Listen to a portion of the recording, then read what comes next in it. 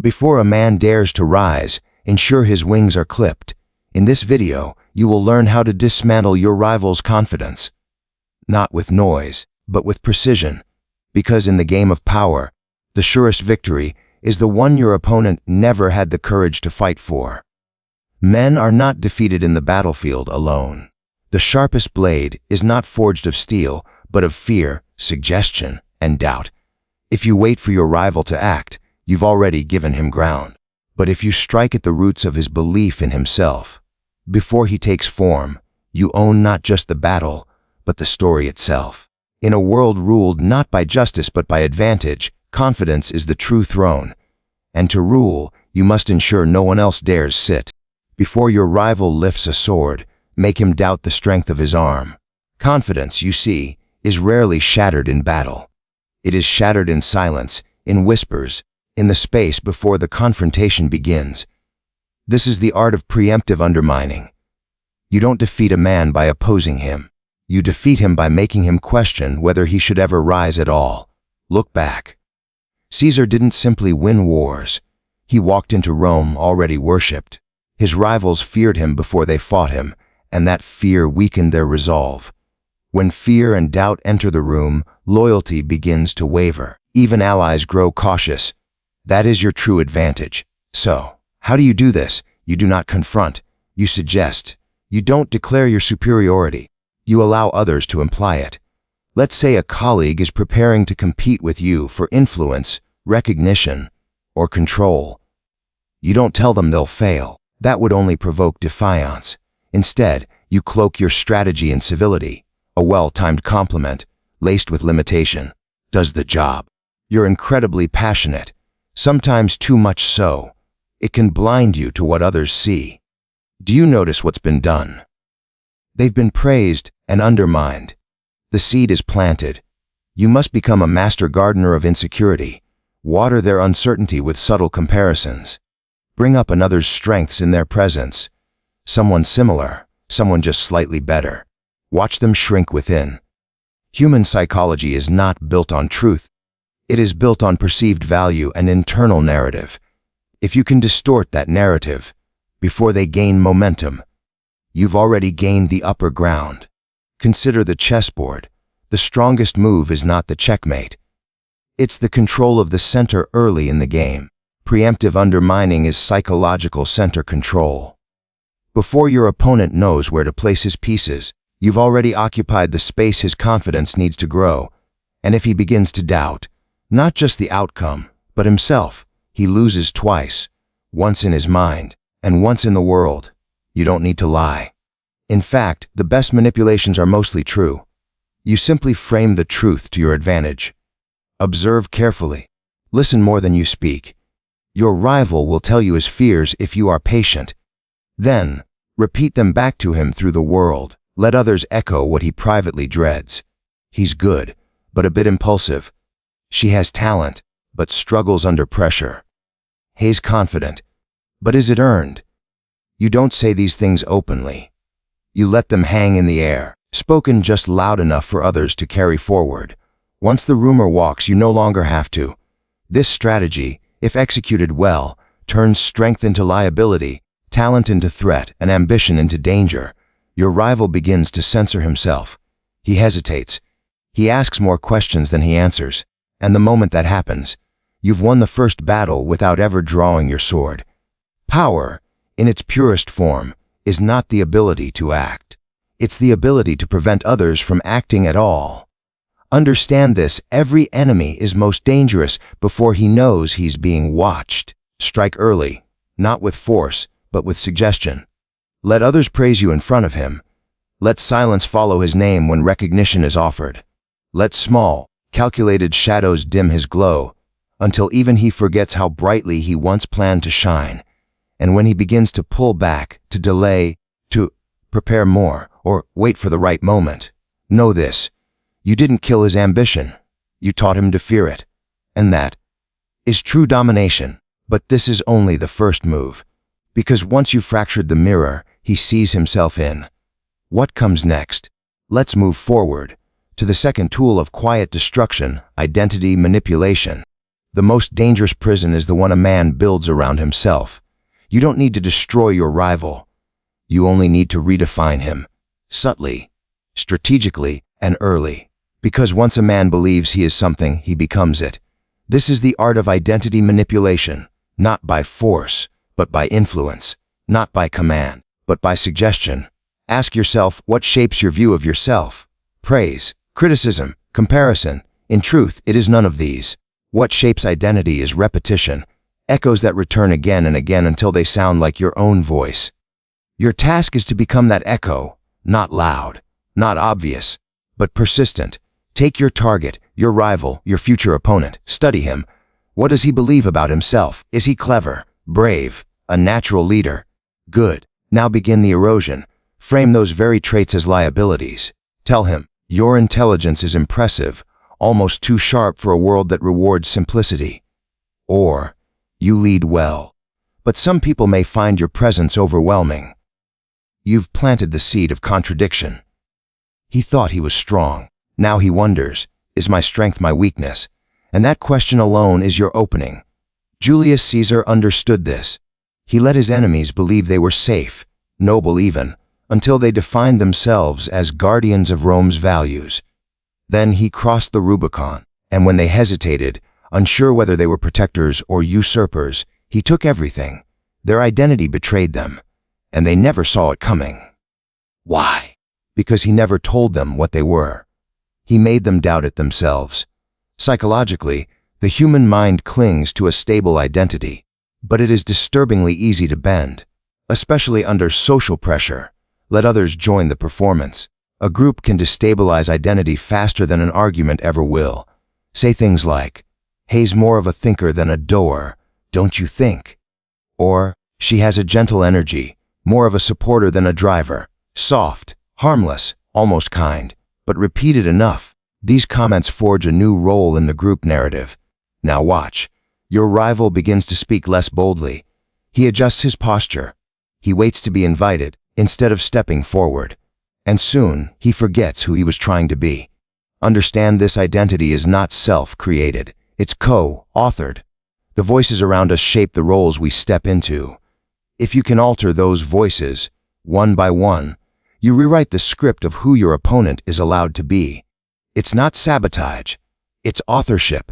And it's most effective when you never appear to be the one holding the pen. You don't need to confront your rival directly. Let them think you're an ally. Offer guidance that subtly confines. Support them in directions that lead nowhere. Applaud their efforts, so long as those efforts are misaligned with real power. Encourage the wrong identity. A general who thinks he's a philosopher won't win the war. A lion convinced he's a sheep will stop hunting. People don't fight for thrones they no longer believe they were born to sit on. So be deliberate. When your rival speaks, offer mirrors that reflect a weaker version of who they think they are. Let them see it just enough to start believing it. And when they begin to edit themselves to match the new reflection, your work is nearly done. Because once a person accepts a smaller identity, they stop reaching for larger power. Now ask yourself, what identity are you accepting without question? And what would happen if someone else had chosen it for you? But don't answer that yet. Because in the next segment, we turn outward, to the world watching, and reveal how you can manipulate not just the person, you, but their public image. And once that is yours to shape, the fall becomes inevitable. Reputation is power, more enduring than strength, and more dangerous when lost. In this world, people do not compete with who you are. They compete with who they believe you are. So the true battlefield lies not in private, but in the public theater. And if you wish to crush your rival, control the narrative they are forced to live within. This is the strategy of perception.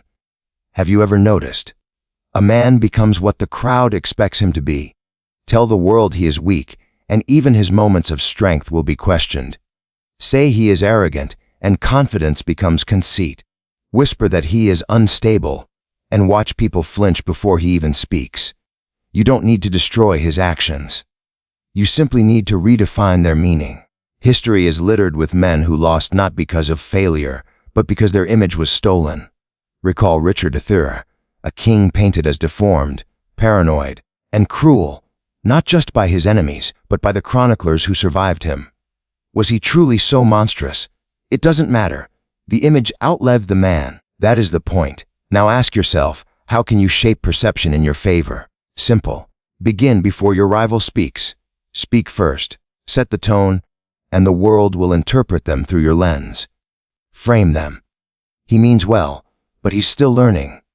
She's ambitious, but lacks emotional balance. He has potential, but he's not quite ready for leadership.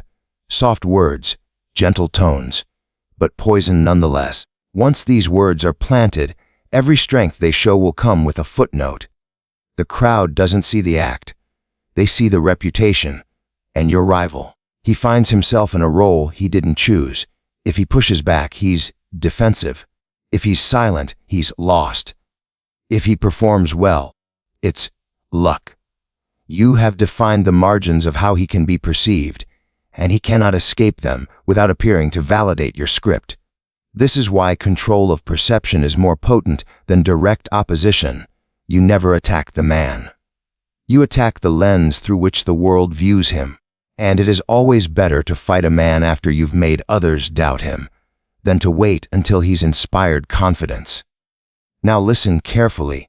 Never praise your rival in public, unless it's a trap. Never mention his name without anchoring it to a limitation. And always plant small, forgettable comments, because forgettable things are rarely questioned, but make sure they reach the right ears. Power whispers before it roars, and the moment your version of your rival becomes the default story, the rest of the world will reinforce it for you. Their silence will grow louder than your words. Their doubt will speak in glances and sidelong conversations. Soon, the people around him will begin treating him as less capable, less inspiring, less important, and he will feel it, even if he doesn't know why. You didn't fight him. You didn't confront him. You simply altered the mirror he shows up in. And when a man no longer recognizes his reflection, he begins to unravel. Now think, how often has your image been shaped by someone else's tongue? And how would your life look if you controlled the eyes through which others viewed you? But let's not stop here. The game of power is not only about what you say, it is also about what you withhold. In the next segment, we explore the coldest form of control, strategic denial of recognition, because when praise becomes a weapon, silence becomes a sword. A man starved of validation will eventually eat from the hands that mock him. Respect is the currency of identity, and if you control when it's given, or more importantly, when it's denied, you control the rhythm of another's self-worth. This is not cruelty, it's precision, because when you deny a rival the recognition they crave, you don't destroy them, you unmake them. They begin to question if they ever deserved praise in the first place. And in a world where reputation fuels confidence, that hesitation is fatal. Do you want to see a lion forget his roar? Don't strike him. Just stop applauding when he roars. Observe any rising figure. They bloom under attention, applause, admiration. Their identity becomes inflated by it. And that is where you begin, not with insult, but with absence, subtle, quiet, surgical. When they speak, don't respond. When they succeed, praise someone else. When they reach out for approval, give only polite indifference, not hostility. That gives them a cause. What you give them is void, and a void is far more punishing than an enemy. History gives us countless examples. Take Alcibiades, the brilliant but erratic Athenian, craved glory, lived for praise. The Spartans didn't fight his ambition directly. They ignored it. They robbed him of spotlight. When no one reacted to his brilliance, he turned desperate, chaotic, unstable. A man who depends on applause will perform even more recklessly when it goes silent. Now, apply this. You're in a room. Your rival makes a clever point. Smile, not say nothing. Then turn to another and say, brilliant insight, by the way, even if it was mediocre. This isn't about fairness. It's about psychological leverage. You are teaching the room and your rival who matters. And every time you withhold respect, you create a hunger they will try to satisfy. Through overexertion, through insecurity, through the slow internal corrosion of self-doubt, and eventually submission. Understand this: most people do not need to be silenced. They only need to feel unheard. Recognition is a lever. Pull it when they serve your purpose. Withhold it when they grow too bold. Do this in front of others, and the effect multiplies. Social psychology proves it. People mirror group dynamics. If the leader shows indifference, the group begins to follow. Your rival becomes invisible in the very space they wanted to dominate. They shrink, and then comes the moment of desperation. They'll chase your approval, ask your opinion, seek your validation. Now you own the terms. You've made them forget they were ever your equal. But there is a finer edge to this blade, because if you withhold too much too fast, they rebel. So you must season your silence. Occasionally acknowledge them, just enough to keep them chasing. A touch of praise, then distance. Warmth followed by cool disregard. You're not simply denying them power. You are making yourself the only source of it. That is the essence of strategic dominance. They no longer compete with you. They seek permission from you. They no longer act for themselves. They perform for your reaction. You've made yourself their mirror, their measure, their God, and all you did was hold your applause. Now ask yourself, who in your life has been silently controlling you, just by deciding when to look your way?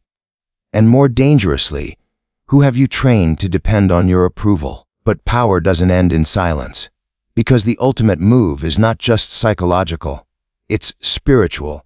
In the final chapter, we move beyond tactics into the manipulation of meaning itself, where light becomes illusion and identity dissolves. Are you ready to meet the shadow? Power is not always taken by force. Often it is handed over, quietly, by those who never knew it was being stolen. You've seen how to fracture confidence before the fight, how to rewrite identity from within, how to own the public's gaze, and how to starve a man of validation until he feeds from your palm. This is not kindness. This is strategy. To control people without them knowing is to make them believe their chains are choices. What could be more perfect? Ask yourself, are you the one shaping the frame, or the one trapped inside it?